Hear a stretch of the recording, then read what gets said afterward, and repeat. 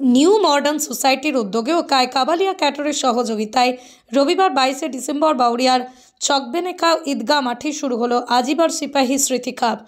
জানা গেছে, এদিনের এই পাওয়ার ফুটবল প্রতিযোগিতায় মোট 16টি দল অংশগ্রহণ করে। আর রবিবার সন্ধ্যায় এক বর্ণাঢ্য অনুষ্ঠানের মধ্যে সূচনা হয় 16 দলীয় এই পাওয়ার ফুটবল প্রতিযোগিতা।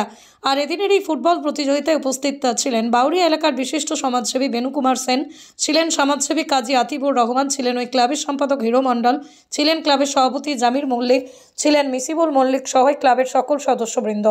জানা গেছে, নিউ মডার্ন সোসাইটির উদ্দেশ্যে অনুষ্ঠিত হওয়া আজিবার সিপাহী স্মৃতি কাপ শেষে এই ফাইনাল প্রতিযোগিতায় অংশগ্রহণকারী দুই দলের হাতে পুরস্কার তুলে দেবে ওই পাওয়ার ফুটবল প্রতিযোগিতা আয়োজককারী উদ্যোক্তারা।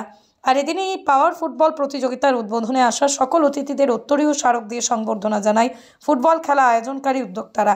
পাশাপাশি এদিনের এই ফুটবল খেলায় আসা সকল ফুটবলারদের অভিনন্দন জানান এই পাওয়ার ফুটবল প্রতিযোগিতায় আসা অতিথিবর্গগণ। অন্যদিকে এদিনের এই ফুটবল খেলা দেখতে চকবেনেকা ঈদগাহ মাঠে ভিড় জমায় বহু ফুটবল মানুষ। আজকে এই গ্রামে এই এলাকার মানুষকে আজকে যে আনন্দ দেবে খেলা, এই খেলা হিরো মণ্ডলের ক্লাবের নেতৃত্বে সমস্ত মানুষকে নিয়ে যেভাবে খেলা আজকে সারা রাত ধরে হবে, আমরা সবাই খুশি।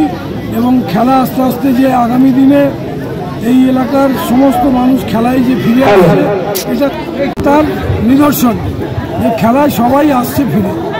এবং আনন্দের সঙ্গে আজকে সারা রাত ধরে এই মাঠে খেলা অনুষ্ঠান হবে। সবাই শান্তিভাবে আজকে খেলা দেখবে এবং খেলবে। 16 টিমের অংশগ্রহণ হচ্ছে, 16 টিমের। আমরা প্রথম পুরস্কার দিচ্ছি 16,000 টাকা ক্যাশ, তারপর দিচ্ছি 15,000 টাকা ক্যাশ, তারপর আমাদের বিশাল ট্রফি দিচ্ছি আমরা। আর man of the match, man of the series প্রত্যেক টিমকে একটা করে প্রাইজ দেওয়া হচ্ছে। এদের প্রিয় মুখ্যমন্ত্রী খেলাধুলায় যেভাবে উৎসাহ হয়েছে, আমাদেরও সেইভাবে খেলাধুলাটা পরিষ্কারভাবে খেলাধুলা করতে হবে, দিদির নির্দেশ মতো আমাদের চলতে হবে। বাচ্চারা পড়াশোনা করবে, খেলাধুলা করবে, এইটাই আমরা নিউ মডার্ন সোসাইটি থেকে মোবাইল থেকে যাতে দূর থাকে বাচ্চারা, আমরা খেলাধুলাটা করাতে পারি। আমরা বাচ্চাদের স্পোর্টস করাচ্ছি, সব কিছু করে আমরা চাইছি বাচ্চারা সবসময় খেলাধুলায় যেন ব্যস্ত থাকে, পড়াশোনা খেলাধুলা ব্যস্ত থাকে। আমার নাম হচ্ছে আইনুল ইসলাম মণ্ডল, এক নাম হিরো, নিউ মডার্ন সোসাইটি সম্প্রদায়। এর উদ্যোগে হচ্ছে এই খেলা। আমি মনে করব 16 টিমের যে খেলা, এই 16 টিমের খেলাটা হচ্ছে এই গ্রামে, কিন্তু আমি মনে করি এদের উদ্যোক্তাই আজকে গ্রামবাসী এখানে এসেছে খেলা দেখার জন্য।